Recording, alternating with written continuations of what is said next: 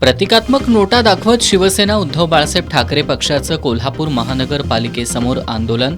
100 कोटी रुपयांच्या निधीतील रस्ते प्रकल्पात घोटाळा झाल्याचा आरोप करत सीआयडी चौकशीची केली मागणी.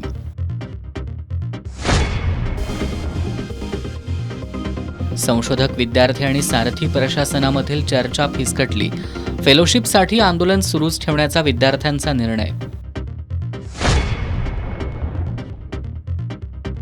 कोल्हापूर महानगरपालिका कर्मचारी संघाचा बेमुदत संप स्थगित. प्रशासनासोबत सकारात्मक चर्चा झाली असल्याची कर्मचारी संघाची माहिती.